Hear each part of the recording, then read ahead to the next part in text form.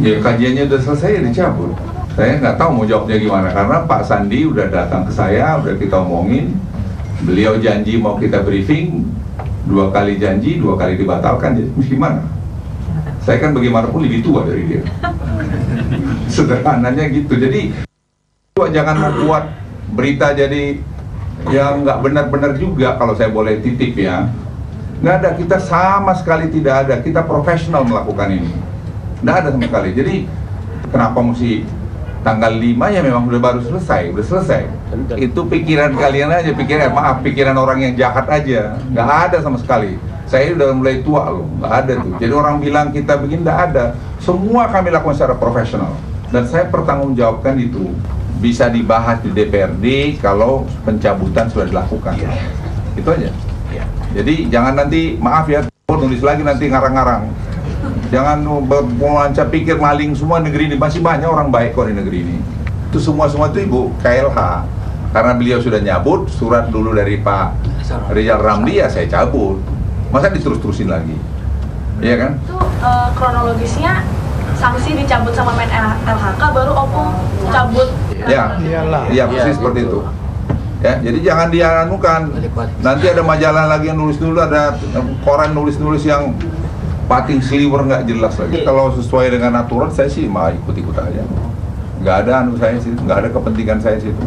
Kalau aturannya memang demikian, kita ikut. Kita hidup dengan aturan, bukan dengan emosi, bukan dengan hanya sekedar wacana.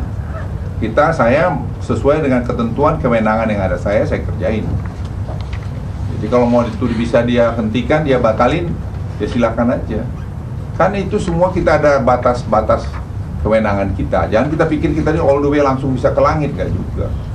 Saya sebagai Menko itu ada juga batasan saya. Nggak usah saya, presiden pun ada batasannya. Gubernur pun ada batasannya. Jangan jadi pikir gubernur DKI atas segala macam bisa dikerjain, enggak juga begitu. Jadi kita harus jernih melihat. Dan satu yang paling penting saya titip ya, jangan terus buruk sangka. Pikir ini sudah ada negosiasi nih, kami kepada ada, kita ketemu siapa enggak. Ini ketuanya Pak Ridwan kok. Pak Ridwan kan ketua Mini TV. Masa dia mau melacurkan ke profesionalismenya? Enggak. Saya enggak pernah campur tanya beliau, enggak pernah, sama sekali enggak saya pernah campur.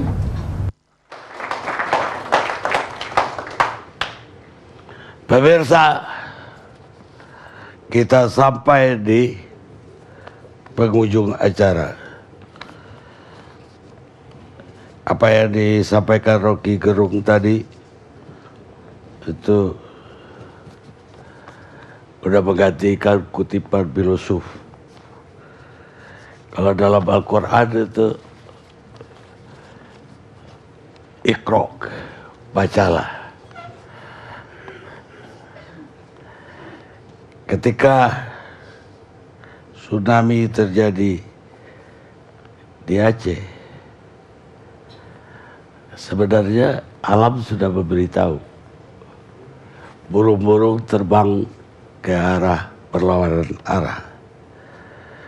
Tapi kita sekarang ini tidak bisa membaca alam.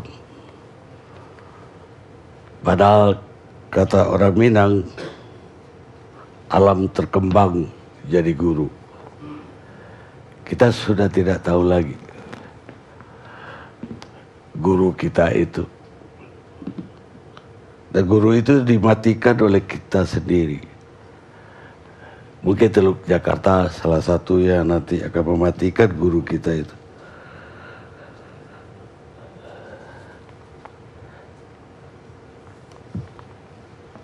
Kapitalisme tidak bisa mereformasi dirinya sendiri. Kapitalisme hanya bisa menghancurkan dirinya sendiri, kata William Du Bois, filosof Prancis. Dan sebelum saya mulai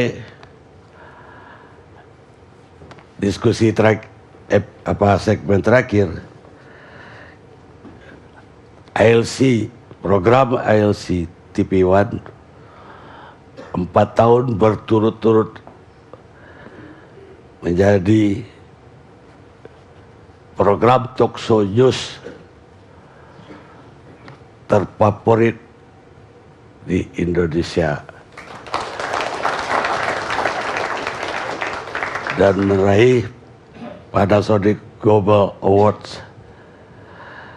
Dan untuk 2017 ini, sekiranya pencinta ALC, baik yang ada di studio maupun dimanapun siaran ini bisa ditangkap, seandainya ingin ALC meraih Panasonic ke-5 tahun berturut-turut, tolong diketik PGA spasi 5H, PGA spasi 5H, 5H, 5, dan SMS ke 99 386.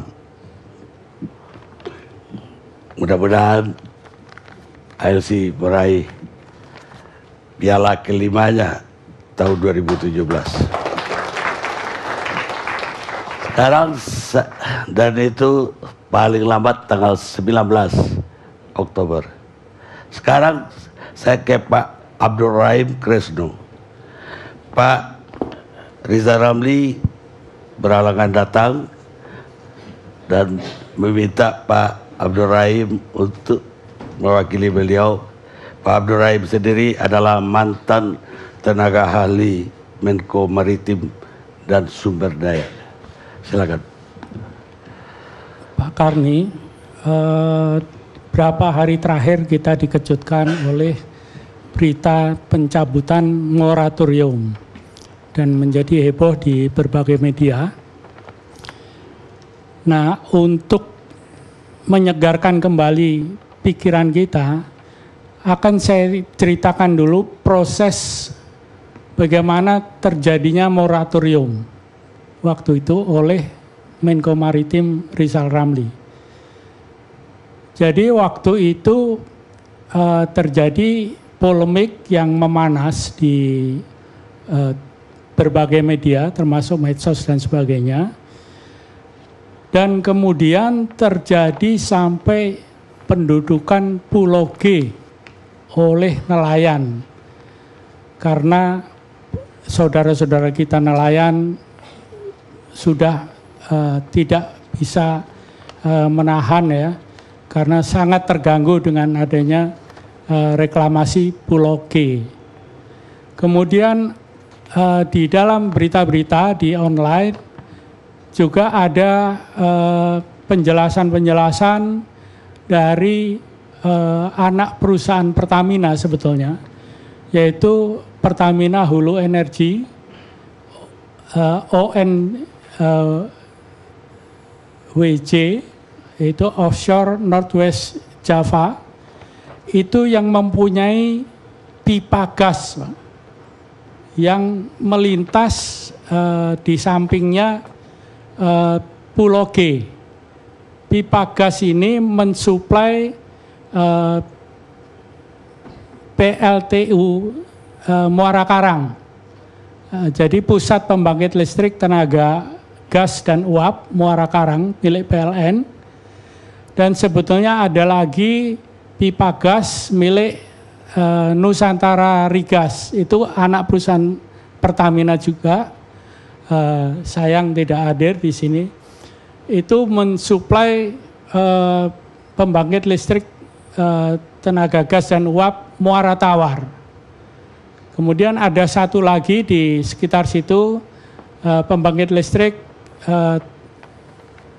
Tanjung Priok. Jadi di dekat Pulau G itu ada banyak pembangkit listrik. Nah, yang ini terganggu sekali dengan reklamasi Pulau G. Dan ini jaraknya terlalu dekat dengan Pulau G. Sehingga membahayakan, tadi sudah disebutkan juga oleh saudara dari Walhi, jadi membahayakan repairing dari pipa itu kalau terjadi sesuatu dengan pipa itu.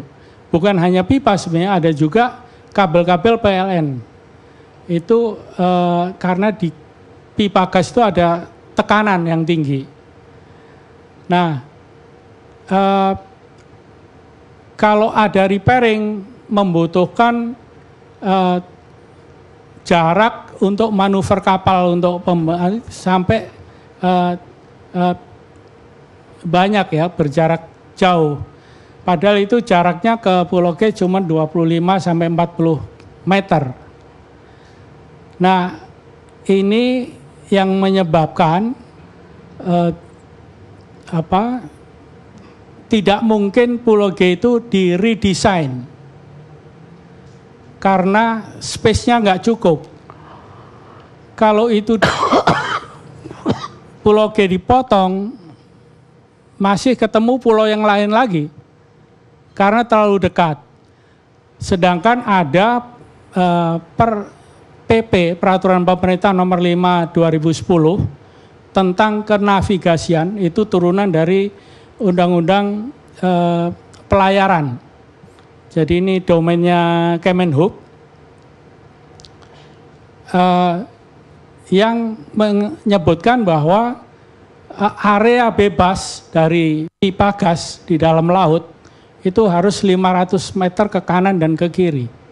Ini yang menyebabkan tidak mungkin Pulau G itu dilanjutkan sama sekali. Karena Pulau G ini sebetulnya kalau bisa di browsing di internet, dia ramping sekali, kecil dia. Panjang ke atas, ramping, jadi lebarnya itu paling-paling sekitar 400-an meter. Jadi kalau dikasih 500 meter, dipotong, udah habis, udah ketemu pulau yang lain lagi. Nah, itu pertama. Yang kedua, masalah nelayan tadi. Nelayan jadi harus berputar, menambah ongkos, padahal ongkos untuk 100.000 aja udah berat buat nelayan. Sehingga akhirnya Pak Rizal Ramli waktu itu memutuskan untuk bukan menunda, tapi menghentikan selamanya Pulau G itu. Jadi kalau sekarang ada pernyataan dari pemerintah bahwa itu akan boleh dilanjutkan lagi, kurang masuk akal, begitu. Karena space-nya tidak ada, itu. Dan ini Muara Karang, Muara Tawar dan sebagainya ini udah tahun 90-an udah ada, Pak. Gasnya itu sudah ada. Jadi ini yang reklamasi yang pendatang baru. Jadi nggak mungkin ini dirubah. Kalau ini dirubah, siapa yang membiayai? Dan nggak ada space-nya. Nah, akibat ini kan air lautnya sebetulnya untuk PLTU itu untuk air pendingin. Air pendingin nanti setelah masuk ke mesin dibuang lagi menjadi panas, diputar lagi jadi dingin. Tapi karena space-nya terlalu kecil, nggak mungkin, sehingga air lautnya naik 2 derajat, 2,1 derajat. Mengakibatkan mesinnya ini underperforming, Mbak. Sehingga menimbulkan kerugian 3 miliar satu hari, Pak. Itu yang terjadi. Itu ada di internet, di berita-berita, Okeson dan sebagainya ada. Jadi kalau Pulau G ini diteruskan, itu menimbulkan kerugian negara, pasti. Dan kita tahu cerita selanjutnya kalau menimbulkan kerugian negara, itu pasti bukan happy ending lah, Pak. Nah, itu Pulau G.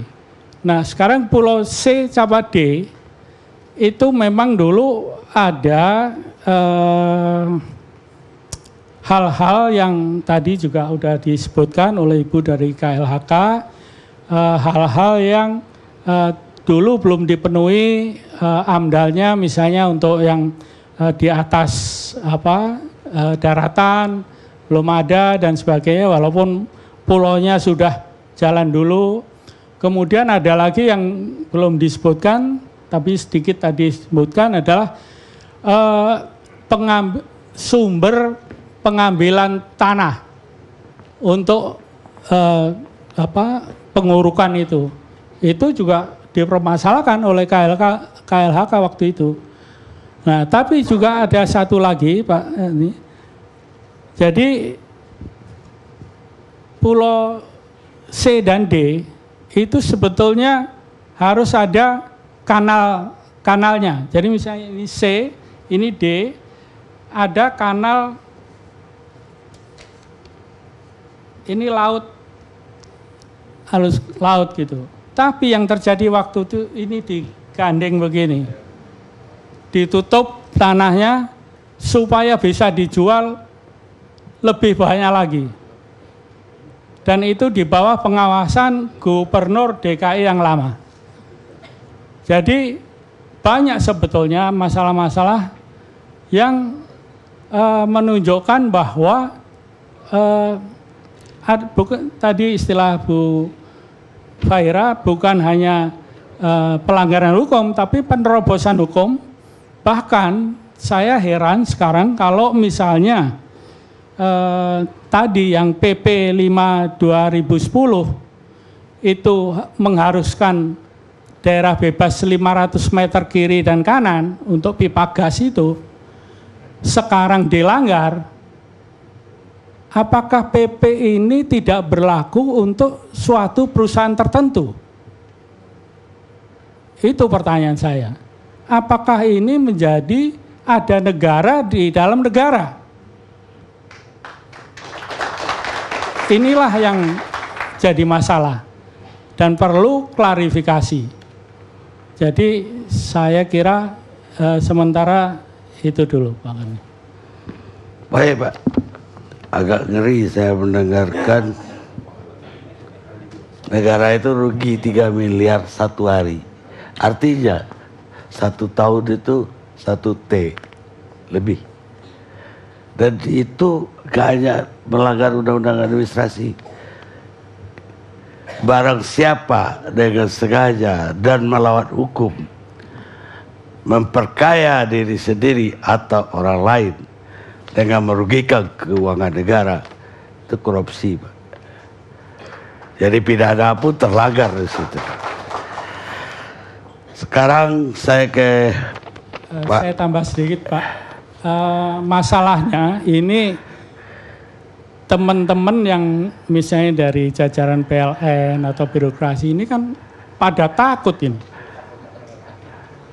Benar, Pak. Ada sinyal yang nggak sehat dari atas, jadi kan pada takut. Jadi saya kira kita belum bisa mendapatkan informasi yang jernih. Bapak benar. 2 instansi itu malam ini juga kami undang, tapi nggak berani datang, Pak. Baik pemirsa, kita juga sebenarnya mengundang gubernur dan wakil gubernur yang baru, tapi maklum baru sehari dilantik. Kegiatannya padat sekali. Namun ada ketua tim sinkronisasi Anies dan Sandi, Pak Sudirman Said, yang bekas mantan Menteri SDM. Saya persilakan Pak Sudirman melihat permasalahan ini bagaimana. Terima kasih Bang Karni. Assalamualaikum warahmatullahi wabarakatuh. Selamat malam sejahtera untuk kita semua. Saya ingin mulai dengan intermezzo dulu nih Bang Karni, supaya nggak ngantuk. Jadi seharian kemarin tuh beredar isu pribumi kan? Ya. Saya dapat kiriman artikel, kemudian saya kutip artikel itu, saya jadikan bahan untuk Twitter. Gitu. Saya baca di sini. Pribumi bukan lagi bermakna setiap orang yang lahir dan merupakan penduduk asli dari suatu tanah. Tapi setiap orang yang bersedia dan bersumpah hidup dan mati demi bumi yang diinjaknya. Dengan kesetiaan sepenuh jiwa dari manapun dia berasal. Jadi kita harusnya tidak perlu risau dengan definisi. Intermezzo saja Pak Karni. Yang pertama tentu saja masyarakat ingin menunggu sebetulnya sikap Pak Anies dan Pak Sandi akan seperti apa, dan saya ingin menyatakan malam ini bahwa sebagian pembicara di sini seluruhnya barangkali bahwa beliau berdua akan konsisten dengan janjinya dan akan menunaikan janjinya. Bukan oleh semata-mata sikap politik, tapi karena kajian-kajian yang dilakukan sebelumnya gitu. Jadi kalau ada sebagian orang yang menyamakan reklamasi dengan yang di Dubai, Singapura atau daerah lain, itu menurut saya tidak apple to apple karena tanah kita begitu luas gitu ya. Kita ada otonomi daerah, tanah air kita masih mumbrah-mumbruh kata orang Jawa gitu.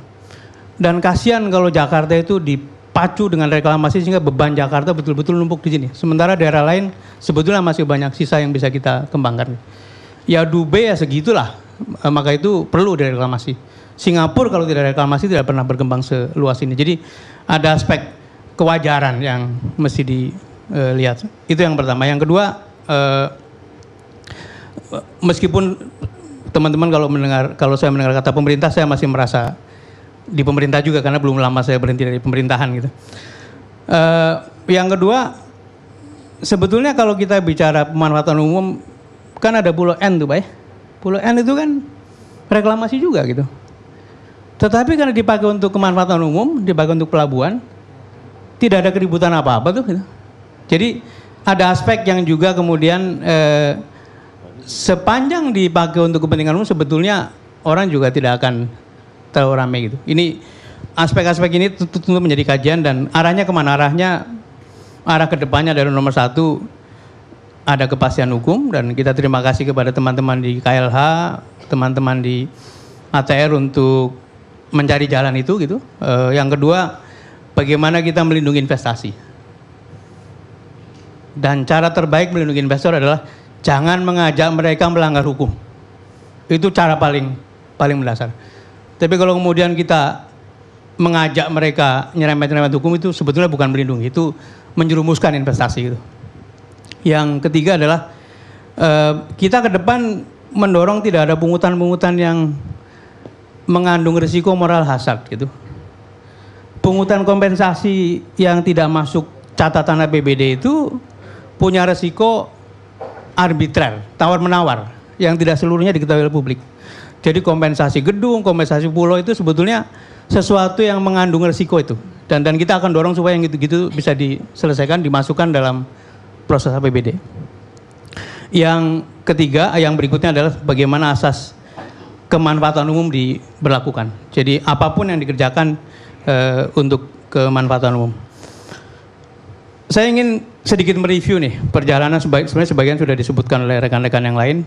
Jadi tahun 95 terbit Kepres 52 yang di situ didefinisikan reklamasi adalah penimbunan dan pengurukan laut di perairan laut utara, pantai utara Jakarta. Kemudian arealnya jelas dibatasi, yaitu sampai ke titik di mana kedalaman 8 meter itu ada. Jadi sudah ada desain yang sangat baik. Kemudian kewenangannya tadi disebutkan oleh beberapa pembicara juga jelas sekali di situ. Wewenang dan tanggung jawab reklamasi Pantura berada di Gubernur DKI Jakarta. Dan Kepres ini sampai sekarang belum dicabut. Itu yang orang juga kadang-kadang lupa. Artinya Gubernur masih punya kewenangan gitu. Ada pasal yang mengatur di situ harus ada tim pengendali. Tim pengendali ketuanya adalah Gubernur, wakil ketuanya wakil Gubernur, anggotanya SKPD terkait, kemudian ada badan pengarah. Badan pengarah itu ketuanya Ketua Bappenas gitu. Dan ketika kita bicara dengan Pak Ketua Bappenas, beliau juga mengedres soal sebetulnya kalau desainnya masih seperti yang lama, kita juga bisa kita lihat sebagai satu kemungkinan. Tapi sekarang itu kan sudah menjadi pulau-pulau yang eksklusif, yang kemudian menimbulkan kecurigaan sosial gitu ya. Jadi kalau kembali pada Kepres 52 sebetulnya apa yang terjadi sekarang itu sudah tidak lagi sesuai dengan desain awal. Kemudian berikutnya tahun 2003 ada surat ketidaklayakan lingkungan yang keluar dari KLH. Jadi sebetulnya sudah mulai ada challenge di awal-awal itu. Disusul tahun 2013 juga muncul lagi gitu. Cuman sayangnya 2012, 2014 izin terus keluar gitu. Nah, pada waktu izin keluar, rupanya sudah ada 2 undang-undang. Satu Undang-Undang 26 2007 tentang tata ruang. Yang kedua Undang-Undang 27 tahun 2007. Ini 2 undang-undang yang lahirnya berimpitan. Dan didesain bersama-sama antara Kementerian PU dan Kementerian Kelautan. Undang-Undang 27 tahun 2007 sudah diperbarui dengan Undang-Undang 1 nomor 2014. Keduanya mengatur bahwa apabila akan ada reklamasi, nomor 1 harus ada yang namanya peraturan zonasi. Kemudian sudah itu harus minta rekomendasi dari Kementerian KKP. Yang tadi Bu Susi sudah menjelaskan panjang lebar bahwa sampai hari ini itu tidak ada. Kemudian kita juga tahu sedikit nostalgia sebetulnya yang membuat reklamasi diketahui publik apa sih? Kan karena ada penangkapan KPK tahun 2016. Kalau itu tidak ada barangkali semua bablas saja gitu. Karena muncul itu maka semua publik jadi tahu. Jadi ada aturan-aturan memang ditinggalkan, diabaikan gitu. Ini yang kami sarankan kepada Pak Anies Sandi sebagai tim sinkronisasi, Pak Gub, Pak Wagub, lebih baik kita kaji secara komprehensif seluruhnya gitu. Hukumnya bagaimana, aspek lingkungannya nanti kita mendengar dari otoritas bagaimana, aspek komersialnya bagaimana, termasuk tadi pertimbangan-pertimbangan ekonomi, sampai pada urusan kemanfaatan gitu. Ini yang saya katakan Pak Anies dan Pak Sandi baru bisa melakukan itu dengan tuntas sesudah duduk sebagai gubernur. Dan saya kira akan perlu waktu, baru ada kesimpulan gitu. Ini sudah kita siapkan semuanya dan rasanya sekali lagi saya ingin tegaskan bahwa Pak Anies Sandi tidak akan bergeser dari posisinya karena memang secara logika, secara nalar ini sesuatu yang tidak bisa dilanjutkan. Nah, terhadap pulau yang sudah dibangun ada yang namanya asas manfaat kan, tidak boleh mubazir karena dibiarkan juga akan mengganggu lingkungan. Jadi mesti ada rencana pemanfaatan.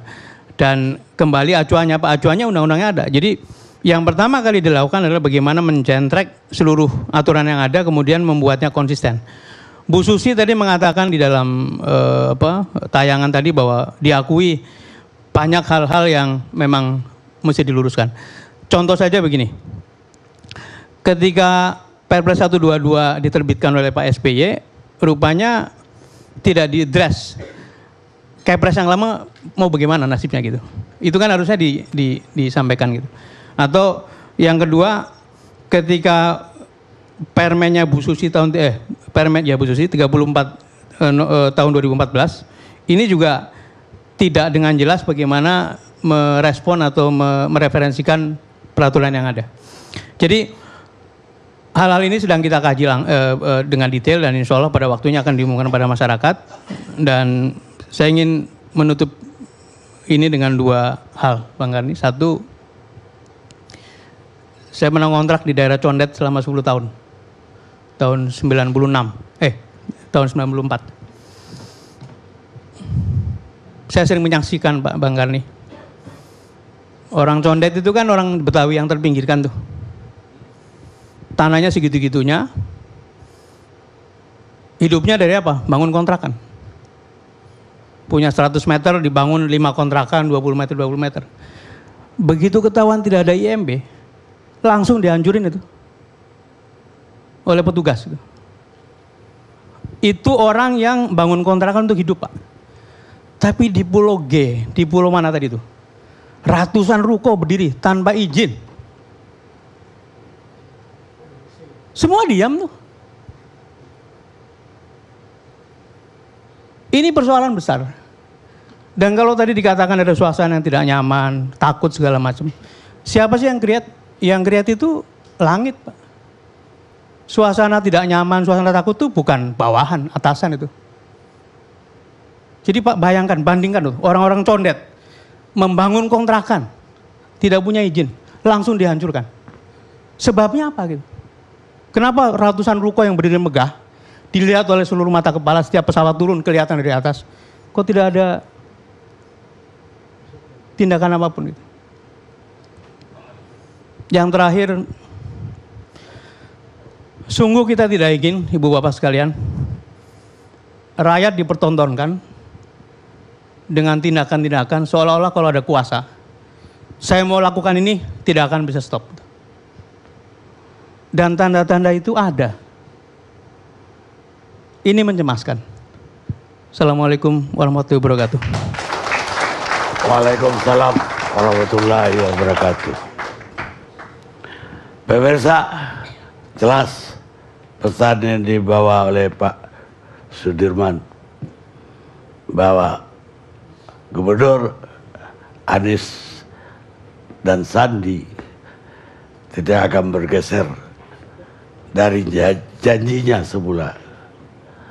Hanya ada pesan saya untuk Gubernur Anies dan Sandi. Seorang yang sudah seranjang dengan pemerintah, harap berhati-hati bahwa penyakit pemerintah sudah menular kepada dirinya. Kata Ron Paul, politisi Amerika. Kita ketemu ALC yang akan datang.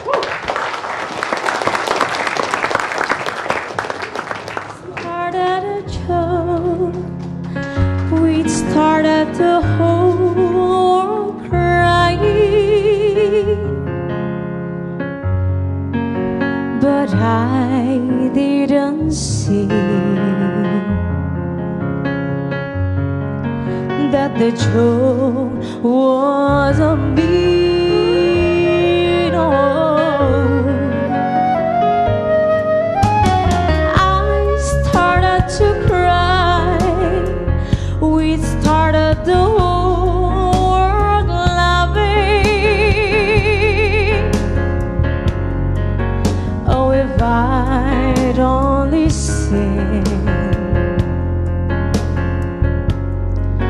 that the joke was on me.